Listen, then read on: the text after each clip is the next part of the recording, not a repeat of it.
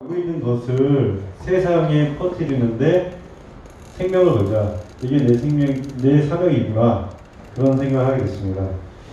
저는 세상이 그저 흘러갈 거라고 믿었는데 올해 보면서 이대로 똑똑한 분들에게 맡기다 보면 우리가 함께 탄 배가 침몰할 수도 있겠다. 이런 생각을 했고 정말로 열심히 이게 내 사명이구나. 사명에 대해서 아주 디테일하게 하나님께서 감명을 주셨고 이것을 내 생명을 걸고 행해야지라는 생각을 했습니다.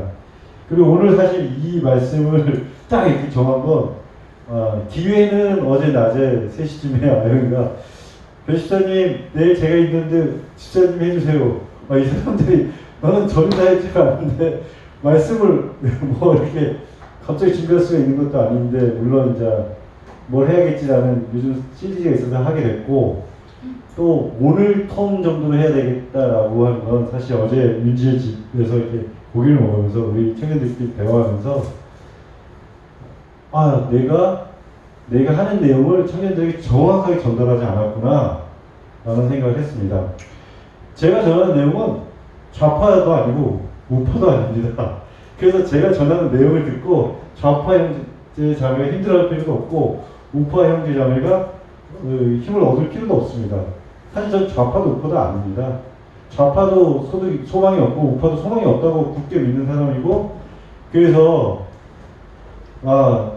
정말 내가 청년들 간의 대화 가운데 이런 말이 오가는 건 나는 하나님 나라의 경제를 얘기하면 이 속에서 지금 아파트가 20억이 돼도 우리 청년들은 희망의 길을 봐야 되는데 내가 정확하게 얘기를 안 하는구나. 극단적으로 얘기 안 하는구나.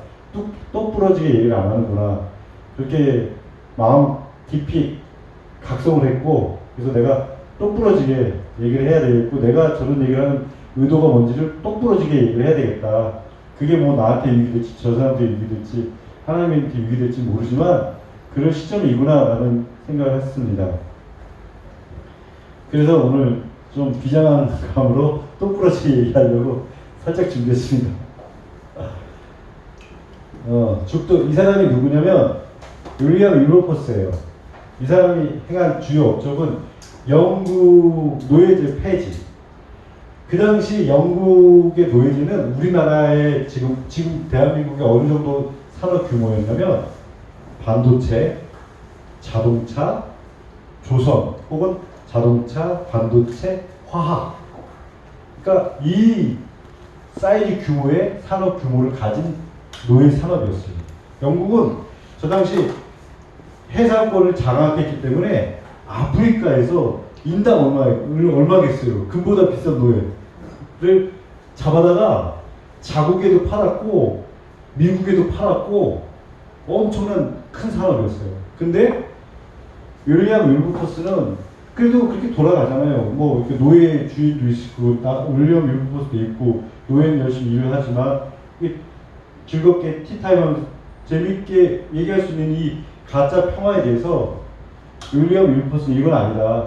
그래서 26살 국회의원이었던 사람, 굉장히 일찍 선거한 사람이지만 죽는 그 순간까지 영국의 신규 노예 금지, 영국의 노예 금지, 영국인을 통한 노예 산업 금지 이런 식으로 단계적으로 나가서 영국은 노예 산업과 이 사람 임종시에 최종적으로 국회가 노예 산업을 금지시켰다는 얘기를 듣고 죽은 사람이에요.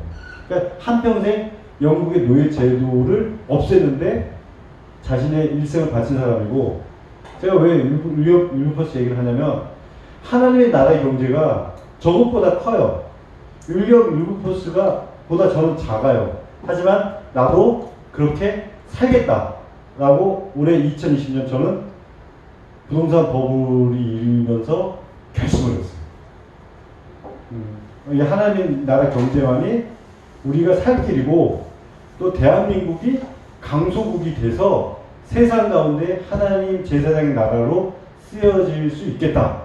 저는 기본적으로 후천년을 믿는 사람이에요. 그래서 어느 정도 크리스찬들의 노력으로 세상은 하나님의 통치가 이루어질 수 있다라고 믿는 사람이지만 이해해요. 하지만 하나님 예수 그리스도가 어떻게 오실지는 모르지만 내가 이 말씀 속에서 발견한 이 경제제도는 굉장히 탁월한 경제제도다. 나는 개인적인 확신이 있기 때문에 이것을 나 혼자 품지 말고 세상 가운데 퍼뜨리고 동조한 사람들을 늘려나가고 해야 되겠다. 올해 결심을 했는데 뛰어난 경제제도라는 건 뭐냐면 제 생각에 두 가지예요. 생산성이 탁월하고 분배가 탁월하다. 다른 어떤 경제제도보다 더 많이 생산할 뿐만 아니라 더 공평하게 분배한다. 그러면 뛰어난 경제제도라고 믿거든요. 좌파는 분배의 방점이 있고 우파는 생산의 방점이 있지만 우파와 좌파 둘보다 우파보다 생산성이 더 뛰어난 게 하나님의 경제제도고 좌파보다 분배력이 뛰어난 게 하나님의 경제제도다. 그래서 저는 이 일에 내 목숨을 걸어야 되겠다. 난 내가 알고 있는 거, 나만 알고 있는 거 즐거운 뇌피셜로 끝내려고 했는데 이렇게 살다가 이 나라 진짜 내가 살아있는 동안에도 망하면서 내가 힘들어질 것 같다라는 두려움과 불안. 그리고 이 장면은 제가 이제 제 자랑 좀 할게요. 요새 내가 내 자랑을 하는 기회가 참 많아가지고 우리 그 소유주들한테 관리소장 정말 필요합니다. 관리소장 없애자는 일부 사람들이 있어가지고 지금 필요하면 내가 막 내 입으로 홍보하려니까 너무 창피해가지고. 근데 청년들한테 저 배집사님의 저거 뭐야 유명하지도 않고 돈도 없으신 분이 일단 저는 2003년에 갭 투자를 한 사람이에요. 지금 갭 투자로 불려지는 그 전세금 빼가지고 집 만들고 전세금 빼고 집 만들고 전 지금의 그 스타일보다 더 탁월한 스타일로 2003년에 갭 투자를 해서 빌린 1억으로 15번 돌려가지고 집 15채를 갖고 있던 사람이에요. 총 21채를 샀고 어떤 식이냐? 1억을 가지고 5천만 원 정도의 집을 사요. 그리고 1,000만 원 정도 이렇게 세입자 분한테 경매로 샀어요. 세입자 돈을 풍성하게까지는 아니지만 충분히 그 사람과 나아가 감정이 안 생길 만큼 이사 비용을 드리고 이사를 시키고 그 다음에 부동산 업자한테 밑돈 줘가면서 전세를 드려요. 그런데 한 1,000만 원이 생돈을 깨져요. 그리고 그 돈이 8천만 원 정도의 전세를 내고 남는 1,000만 원으로 다시 이자를 주면서 1억을 가지고 다시 경매를 들어가요. 저는 2003년 갭 투자를 한 사람이에요. 그러니까 그리고 집사님 그렇게 계속했으면 지금 부동산 황제가 되지 않으셨겠어요? 근데 저는 그 집을 계속 쥐고 있을 수가 없었어요. 계속 이자를 이 사람처럼 매월 팔아나가야 되기 때문에. 그리고 내가 가장 사랑했던 노무현 대통령께서 갑자기 중과세 정책을 쓰시는 바람에 집을 파는 금액의 70%를 세금으로 내세요. 그러니까 나는 집을 팔아서 뭐 한 3천만 원이 나오면 그 중에 한 진짜 600~700은 밑돈으로 깔았기 때문에 난 70% 내면 아무것도 안 하는 그런 상태였는데 그래서 이제 큰 돈을 못 벌고 손집사하고 이제 결혼을 했던 시점에서는 부동산은 내 길이 아니다. 부동산은 내 길이 아니다 하고 이제 주식 투자 이런 쪽으로 제가 대학교 때 연구했던 게 두 가지로 관심이 있었던 게 우리나라를 망친 두 가지가 뭐냐 부동산 제도와 과외 제도다. 그 두 가지를 가지고 내가 연구를 했는데 대학 졸업하자마자 크게 실수를 해가지고 살 길이 막막해서 첫 번째 잘못된 과외 제도를 통해서 3년을 연명한 다음에 또 이렇게 부동산 제도를 했고 그 다음에 이제 손집사하고 살면서 이제 계속 생활비가 필요할 거네요. 집을 1년에 한 두세 채씩 팔면서 아무것도 안 하고 이렇게 허비하면서 지금 아직 한 채가 남았고 상가도 하나가 있고 그래서 무슨 자랑이냐 어쨌든 저 사람이 바라보는 방향성은 5년에서 10년 정도 어떤 부분에서 앞서 있다 라고 믿고 들으실 분은 들으시고 말 분은 마셔도 되는 그런 얘기입니다. 후스 윌리엄 윌퍼스 아주 잘된 얘기고 후스는 뭐 야누스인데 야누스가 요한 후스입니다. 후스. 근데 이 사람이 뭐냐면 1370년 뭐 그쯤에 태어났다가 1415년 죽은 사람인데 이 사람이 죽은 이유가 루터가 똑같아요. 성경만이 진리다 했다가 공에 끌려가가지고 그거 포기해! 포기할 수 없습니다. 끌려가 파행당했어요. 1415년. 근데 루터는 1517년, 102년 후에 종교개혁을 하죠. 개혁이라는 건 그 사람이 옳은 얘기라도 불타 죽을 수도 있고 성공할 수도 있지만 해야 되겠다. 얘기를 해야 되겠다. 얘기를 해야 되겠다. 그런 마음으로 왔습니다. 뭐 이거는 그래서 앞장을 날렸어요. 뭐 하나님의 경계에 좌파적인 성향, 우파적인 성향 날렸어요. 하나님은 경계 그게 기준이지 그게 좌파적인 성향이 있는 게 아니라 우파적인 성향이 있는 게 아니라 하나님의 나라 경제 제도 자체가 기준이라는 거죠. 그래서 희년, 연재년, 분기, 이자 이것이 하나님 나라 제도의 가장 핵심이고 이것들을 하기 위해서는 일단 대한민국에서 시행착오의 개헌이 필요해요. 개헌을 하려면 이 나라 백성의 70%가 이 경제제도에 공감을 해야 되고 크리스찬이 70%가 되거나 크리스찬 플러스 공감하는 사람 70%가 되거나 이 제도가 성립이 되죠. 그래서 저는 평생 이 제도에 대해서 70%의 대한민국 사람이 찬성할 때까지 찬성케 하는 게 내 인생의 사명이다. 물론 이제 그게 끝은 아니고 저는 실클로 영적인 실클로를 까는 게 제 사명이고 그러려면 우리나라가 굉장히 돈이 많아야 되고 그러려면 하나님의 나라의 경제를 통해서 강성국이 돼야 된다. 그런 게 제 사명이지만 이것만 해도 어마어마하죠. 네 가지가 헌법 안에 들어야 돼요. 토지를 개인이 영원히 소유하는 것이 아니라 50년이라는 한도로 이용권을 갖는다. 이거 뭐 공산주의냐? 아니에요. 하지만 우리 부자들도 크게 손해볼 거 없어요. 지금 상속세가 거의 60%거든요. 지방소득세까지 하면 70%예요. 70 하면은 100을 가졌다고 해도 나중에 15, 14 이 정도밖에 남는 게 없어요. 50년의 이용권 갖는다 부자들에게도 그렇게 손해 아니에요. 삼성 사람들한테 맨날 돌 맞는 에버랜드 전환사채 이번에 그 삼성물산 제일모직 합병 사태 욕먹는 거 그거 다 소유권 그 상속 때문에 일어난 거고 삼성이 그런 건 사실 자기 돈 필요도 있지만 삼성에 대한 운영 경영권을 확보하려고 그런 게 있어요. 성경은 아버지의 것은 아들의 것이라고 하는데 우리나라 안에는 부자에 대한 징벌적인 세금 제도가 있어요. 좋은 차가 있어요. 좋은 차를 타고 간 사람이 있어요. 성경은 너도 하나님의 은혜로 저 정도의 사람 이상의 사람이 되라고 얘기를 하는데 우리는 짱뚱을 던지거나 사람들이 몰려와서 그 사람 차를 타이어나 뭐 이런 것부터 다 분해분해해서 다 뺏어가려는 그런 못된 마음. 그건 옳지 않다고 보고요. 모든 사람에게 국가에서 기초자산을 부여해야 한다. 기초소득 얘기하죠. 그거 아니에요. 기초자산이에요. 물고기를 주는 게 아니라 물고기 잡는 법을 가르쳐야 돼요. 그 다음에 내국인 대상으로 개인이 법이 있는 대출 이자 금지. 성경은 이자 금지하라고 해요. 이게 굉장히 중요해요. 나중에 말씀드릴게요. 빚으로 인한 개인 신용 제한을 7년마다 해소되어 경제활동에 참여하게 해야 한다. 1000만 명, 2000만 명의 대한민국 사람 중에서 여러분 정말 전심으로 일하는 사람이 얼마나 될까요? 신용 불량자 숫자가 뭐 몇십만이다, 몇백만이다. 그 사람들은 일하고 싶고 일할 수 있는 아이디어가 있는데 한 번의 실수 때문에 경제적으로 죽은 사람이 됐어요. 그 사람들을 풀어 자유케 하면 우리나라가 얼마나 강한 나라가 될까요? 모두가 함께 일하는 나라가 강한 나라예요. 조선은 왜 약했냐? 서자 인정하지 않았죠? 양인들 인정하지 않았죠? 천민들 인정하지 않았죠? 그들이 갖고 있는 가능성에 대해서 함께 뛰는 국가를 못 만들었기 때문에 대한민국이 그렇게 약한 나라가 된 거예요. 조선이 그렇게 약한 나라가 된 거예요.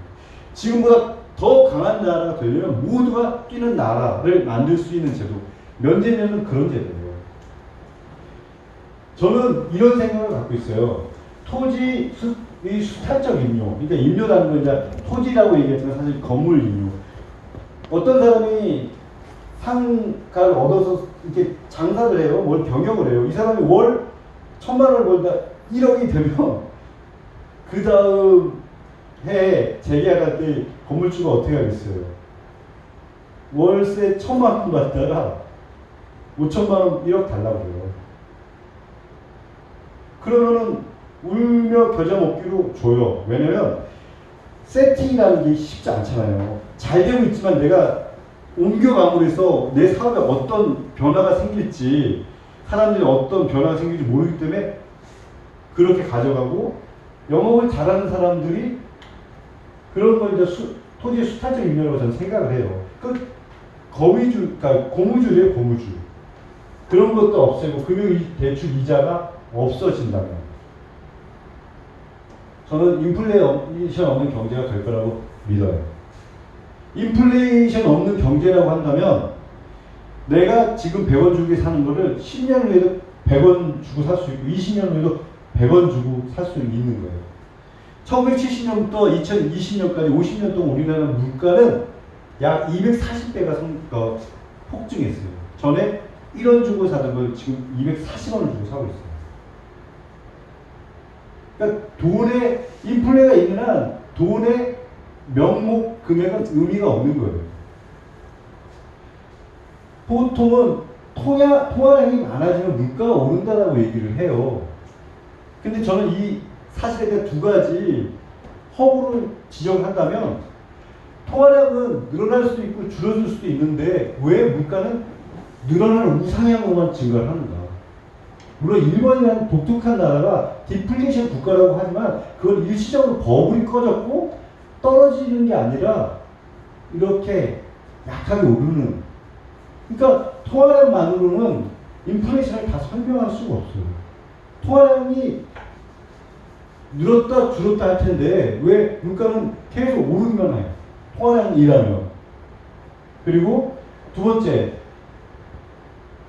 자, 통화하고 우리 사회에 있는 가치하고 이게 수급이 맞으면서 물가라는 게 생기는 거잖아요. 근데 1년 동안 이 돈으로 거래되는 재화와 서비스가 우리 한국에서 얼마나 생산이 되냐면 약 2,000조 가량의 가치가 생산이 돼요. 서비스든 재화든. 서비스는 사라진다고 하지만 재화는 남을 거 아니에요. 또 서비스는 사라진다고 하지만 영업권은 존재할 거 아니에요. 근데 우리나라에서 매년 2,000조 가량의 통화가 발행이 되나요? 그렇지 않거든요. 통화량이 늘어난다고 물가가 오른다? 그거는 허구예요. 물론 통화량이 늘 때 그 움직이는 통화가 물가를 변동시키는 몇몇 것에 집중됐을 때 사람들은 물가가 오르는 것 같은 착시 현상을 일으키고 그 타겟이 올랐던 것들이 흐름들이 도미노처럼 연쇄 반응을 일으켜서 다른 물가들에 영향을 미치는 건 있어요. 하지만 통화량은 때문에 물가가 오른다? 아니고 가장 물가에 근원인 것은 토지의 수탈적 임료와 대출 이자예요. 수탈적이라는 표현을 넣은 건 주인 마음대로기 때문에 그런 거예요. 그러니까 이 사람이 영업 좀 잘 된다 싶으면 확 올려버리는 거죠. 그게 수탈적이라는 거예요. 그리고 이자. 그래서 성경은 돈에 대해서 이자를 받지 말라고. 왜냐면 계속 끊어지지 않는 게임이 되니까. 세금 제도에 대해서 가장 성경적인 세금 제도는 저는 이거라고 생각을 해요. 상속세, 증여세 등 폐지. 그리고 소득세는 10% 정률세. 지금 돈 많이 벌면 요율도 더 많이 내는 거 아시죠? 손흥민 같은 경우는 거의 50% 내요. 손흥민이 아니라 뭐 삼성도 법인세가 30-40% 내는 거 아시죠? 양률로. 만약에 소득세가 10%라면 어떤 일이 생길까요? 개인들 중에 좀 능력 있는 사람들이 더 능력을 발휘하겠죠? 대표적인 거, 아일랜드가 정말 아무것도 없는 나라인데, 아일랜드가 세금을 법인소득세를 12%, 13% 고정하면서 구글이라든지 미국의 모든 거대 기업들의 유럽 본사가 아일랜드로 왔어요. 그래서 아일랜드 사람의 평균 소득이 6만 불이 됐어요. 우리가 정유세 10%를 갖는다면 적어도 아시아권의 거대 기업들의 본사는 아시아로 올 거예요. 그것뿐만 아니라 많은 사람들이 정말 애써서 노력해서 일을 할 겁니다. 국민의 소득을 올려 국가의 재정을 공급한다. 이게 맞죠. 상속세를 회피하는 증여가 있으니까 증여세, 부가가치세, 사실 사람들 쥐어짜는 거예요. 소득 있는 분들 세금 있어야 되는데 소득 없어도 세금을 쥐어짜는 거죠. 국가가 재정을. 소득세 10% 점유세, 소득이 10% 점유세. 저는 저게 성경적이라고 생각을 합니다. 그러면 더 많이 비우는 것 같지만 더 많은 소득이 생길 거라고 믿습니다. 그리고 실질적으로 상속세 소득 증여세는 국가 재정에서 큰 프로테이지를 차지하지 않아요. 지방자치단체 같은 경우도 거의 운영하는 게 지방소득세로 돌아가요.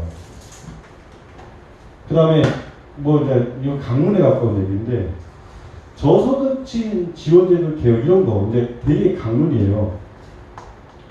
지금 저소득층 무상 지원해 주고 있잖아요. 그냥 돈으로 50만 원씩 주잖아요. 그거 바꿔야 돼요. 어떤 식으로 바꾸냐면 무이자 대출 지원. 근데 7년마다 이 사람이 갚을 능력이 안 되면 7년마다 탕감해 주는 거죠. 예를 들면 대출로 전환하면 이 사람들이 소득 금액이 생겨도 지원액이 줄지 않아요. 그러니까 무상 지원이면 명목상 무상 지원이니까 소득이 생겼으니 줄이는 게 맞죠, 논리적으로. 근데 이건 대출이라고 하면 소득이 줄었다고 대출액이 감해지는 건 아니잖아요. 그리고 일정 이상의 소득이 발생할 때 일정 비율로 갚아나간다. 어차피 무상 지원하는 건 안 갚아도 된다고 그냥 거저주는 돈이잖아요. 근데 이 사람이 뭐 한 월급이 300만 원 정도 생겼어. 그러면 300만 원 이상의 월급에 대해서 뭐 350만 원 받으면 5만 원 정도씩 원금을 갚아나간다라는 얘기예요. 일정 비율로 갚아나간다. 그리고 지원하는 방식도 한 달에 50만 원씩 주면 깎아서 나와. 50만 원은 뭐 어땠어? 근데 6년을 텀으로 1회에 3,600만 원을 초기에 줘.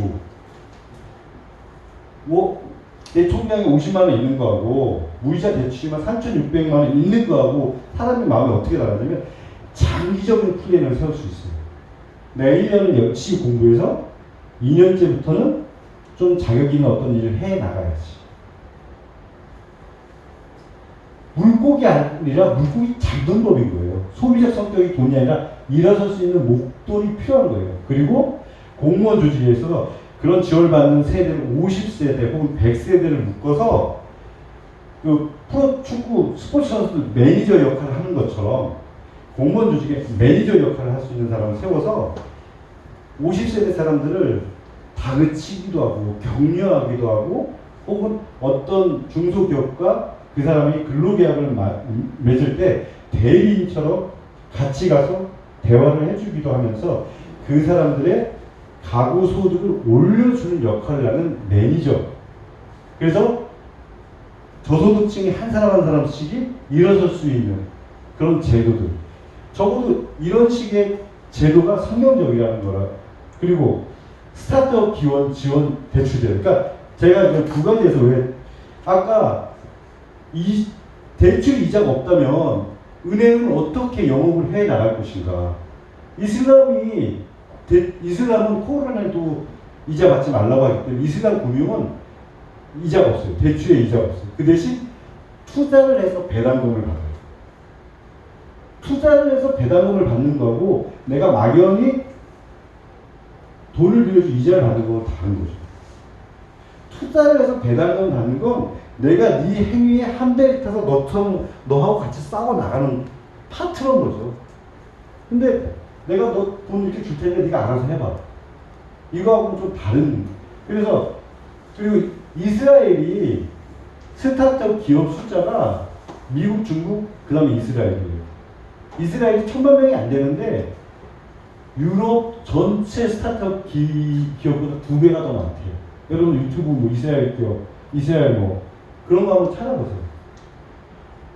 물론 저는 제도를 만들어도 한 사람 한 사람이 창업할 만한 아이디어를 만들 수도 있고 못 만들 수도 있다고 생각하지만 성경을 보는 사람은 창조적이 될 거라고 저는 믿어요. 이스라엘 민족이 이렇게 창조적인 건 그 사람들이 굉장히 제도적으로 잘 돼 있지만 성경을 통해서 하나님 주시는 창조성이 그들의 안에 있다. 그래서 저는 크리스찬들은 성경을 붙잡고 나가면 창조성이 있다. 성경 안에 창조성이 있다. 아무것도 아닌 것 같은 창조성이 있다. 믿고 뭐 창조성을 하나님이 주실 부분이지만 스타트업 지원, 기업 지원 대출제도 이런 거 만약에 어떤 사람이 좋은 아이디어를 내면 그 사람이 아이디어를 세우는 기업에 대해서 넌 10억이라고 가치를 인정하면서 국가라고 얘기했지만 사실 뭐 스타트업 지원청 뭐 이런 기관이 될 수 있겠죠? 아니면 금융조직이 될 수도 있겠고 그 사람이 거기에서 그 아이디어를 낸 사람의 회사의 지분을 30%를 받는 조건으로 3억을 지원을 해줘요. 예를 들면.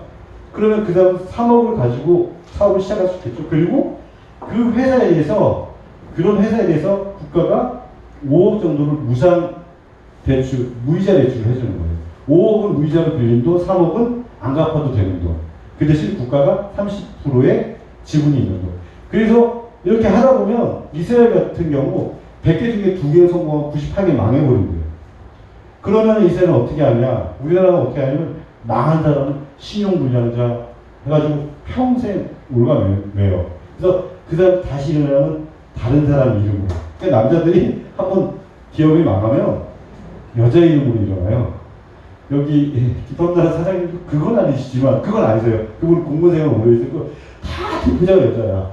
여기 김혜숙 사장님, 그 다음에 여기 파리바게뜨도 여자가 사장님이시고 여기 명국도 홍숙 사장님이시고 다 여자분들이 사장님이셔. 왠지 모르겠어요. 망한 기업은 이스라엘 같은 경우 재정을 다시 내서 그들을 다시 투자를 해요. 왜? 망한 사람은 망한 가치가 있는 거예요. 한 번 실패한 사람은 두 번째 한다면 첫 번째보다 더 성공 확률이 올라가는 거예요. 인재인 거죠. 거기에 이스라엘은 다시 국가 재정을 편성해서 다시 투자를 해요. 제도전환. 왜? 한 번 망해본 사람은 자기가 뭐가 약했는지 한 번은 아니까. 안 해본 사람보다는 더 뼈저리게 고통을 겪었을 거 아니에요. 어쨌든 우리나라도 1차 지원한 기업도 실패한 기업에 컨설팅과 대출을 통해 지원을 하고 성공한 기업들은 다시 그 기업의 가치를 100억 정도 인정해주고 10%의 지분을 10억에 사고 다시 무이자 대출 50억을 해줘요. 그러면 국가가 그 기업의 지분이 40%가 있는 거잖아요. 그리고 국가는 3억으로 샀던 30%의 지분이 30억이 된 거예요. 근데 구글이라든지 애플이라든지 지금 전 세계 거대 부자들은 부동산으로 부자 된 게 아니에요. 기업의 가치를 올려서 부자가 된 거예요. 우리도 그렇게 부자가 돼야 돼요. 왜냐하면 부동산의 가치는 지역구예요. 한국 땅의 가치는 한국 사람만 인정해준다고. 대체. 미국 땅의 가치는 미국 사람만 인정해준다고요. 일본 땅의 가치는 일본 사람만 인정해줘요. 기업의 가치는 온 세상 사람들이 인정해줘요. 그래서 우리도 기업 부자들이 일어나야 되고 더 많은 기업들이 일어나야 되고 이런 사람들이 더 잘 될수록 많은 소득세를 낼 것이고 좋은 일자리가 창출될 것이고 그리고 우리나라가 더 강한 나라가 될 것이고 그리고 아까 지난번에 얘기했던 것처럼 우리나라가 만약에 인플레 없는 원화가 인플레 없는 돈이 된다면 우리나라는 세상에 가장 강한 돈이잖아요. 전 세계 패권 그 기축통화인 달러도 해가 갈수록 가치가 떨어지는데 지금의 1달러로 10달러로 뭐 하나 두 개를 산다면 10년을 주면 하나밖에 못 사는데 원화라는 돈은 지금도 하나를 사고 10년을 해도 하나를 산다면 그냥 묵혀놓는 돈 같으면 사람들이 달러를 갖고 싶겠어요? 원화를 갖고 싶겠어요? 그게 강한 돈의 유력입니다. 그럼 우리는 사람들이 쌓아놓는 돈만큼 우리는 종이로 찍어내면 되니까 세상의 재화를 공짜로 쓸 수 있는 나라가 되는 거죠. 인플레 없는 국가는 그래서 굉장히 중요한 거고, 그러기 위해서 가장 건너야 될 큰 강은 뭐냐면 국가 토지 국유화 정책인 거예요. 지금 엄청나게 국가 토지가 사유화되어 있고 우리나라 토지의 총 가격이 2019년에 5,500조래요. 5,500조. 저는 근데 여기서 참 매력을 느꼈어요. 아, 한 사람당 1억이구나. 5,500조, 5,500만 인구가 한 사람당 1억 갖고 있는 거예요. 이 국유와 토지를 적절히 활용하면 우리가 1억 혹은 2억의 분깃을 가질 수 있는 사이즈가 되는 거예요. 일단 헌법 통과돼야 되겠죠. 50년 살고 헌법 통과 후 국가 재정으로 개인 사유 토지를 공급한다. 원화로 사는 거잖아요. 한국에서 돈 찍어가지고 사면 되죠. 그럼 엄청나게 통화가 풀리겠죠? 근데 MMT라든지 여러 이론에 의하면 통화 때문에 인플레가 발생하지, 인플레만 발생하지 않으면 돼요. 통화 때문에 인플레 발생하진 않아. 어떤 그린벨트 토지를 보상하게 되면 왜 그게 인플레를 발생시키냐면 토지 보상이 들어갔던 1조가 주변에 건물을 사든 아파트를 사든 부동산에 재투자가 되거든요. 근데 토지라는 것은 국가가 장기적으로 소유하게 되고 건물을 지은 사람은 국가에 대해서 토지 사용료를 내야 된다 라는 게 전제가 되어버리면 토지는 지금처럼 큰 메리트 있는 부동산 투자처가 아니기 때문에 풀린 돈이 토지로 건물로 들어가지는 않을 거라는 전제가 있고, 두 번째, 자기 자산을 판 돈이기 때문에 깎아 사먹을 돈처럼 아무데나 유통하지 않아요. 일단 킵한다는 거죠. 돈은 회전하지 않을 때, 돌지 않을 때, 유통되지 않을 때 경제에 영향을 미치지 않아요. 내 금고 속에 있는 수백 톤짜리 금은 내가 돌린 다음부터 사회 문제가 되는 거지, 내가 땅 속에만 가만히 있으면 아직 채굴되지 않은 금처럼 사회에 영향을 미치지 않아요. 이게 가장 번외할 큰 강인데, 물론 이제 경제학자들 인플레를 일으키지 않아야 돼요. 국가가 개인의 땅을 사느라고 재정을 지출했을 때 그것이 인플레를 일으키지 않아야 된다. 근데 이론적인 그거는 저는 있다고 보고, 인플레를 일으키지 않을 확률도 20, 30% 이상이라고 생각을 하고, 좀 더 관리를 잘 해야 되겠죠. 관리를 해야 돼요. 왜냐면 역공격이 들어올 수 있어요. 우리나라 밖의 세력으로부터. 왜? 한국이 하나님의 경제가 완성되면